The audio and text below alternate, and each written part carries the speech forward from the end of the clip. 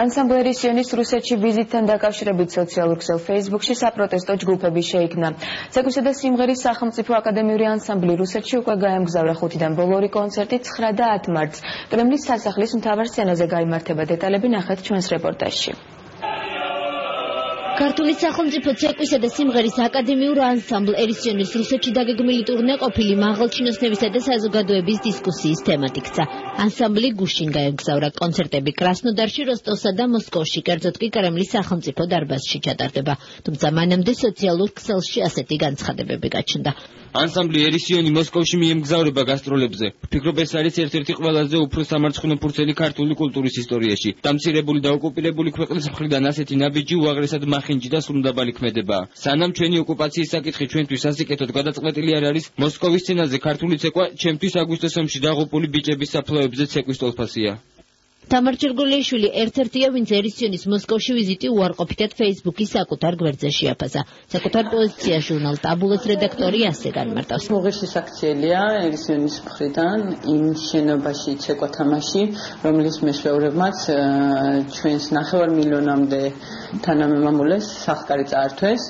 ჩემთვის ერისიონი აღარ არსებობს, ის უკვე კრემლის სიონია. ნუ ცეკვებ ოკუპანტს. ამ სახელწოდებით სოციალურ ქსელში სპეციალური გვერდები შეიქმნა, რომლის ორგანიზატორებიც 11 მარტს აეროპორტში საპროტესტო აქციას გამართავენ. მათ პოზიციას ემხრობა ახლად შექმნილი ორგანიზაცია დროაც.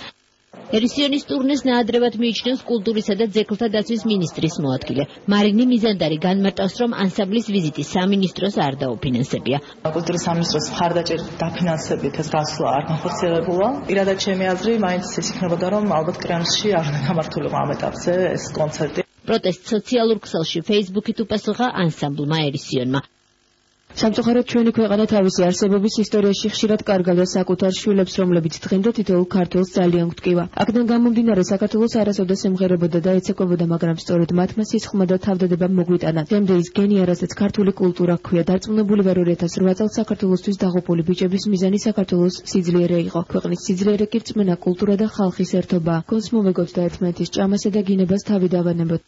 ანსამბლის ხელმძღვანელმა კი გამგზავრებამდე მაესტროსთან საუბრისას განაცხადა, რომ რუსეთში კონცერტს ქართული კულტურის თაყვანისმცემლებისთვის გამართავს. ჩვენ პოლიტიკოსებთან არ მივიდივართ, ჩვენ მივიდივართ ხალხთან და პირველ რიგში ქართველებთან მივიდივართ. ზოგიერთი ნაწყენია, მაგრამ ურაპატიობის უნდა მოვეშვათ ქართველები და პრაგმატულად ვიქნებთ ცოტა. მე პოლიტიკაში არ ვერევი, მაგრამ ეს ასეა. ერისიონის ბოლო კონცერტი მოსკოვში 2008 წლის მაისში ჩატარდა. ანსამბლი რუსეთში გასტროლებს 9 და 10 მარტს კრემლის სახელმწიფო დარბაზში ცეკვით დაასრულებს და საქართველოში 11 მარტს დაბრუნდება.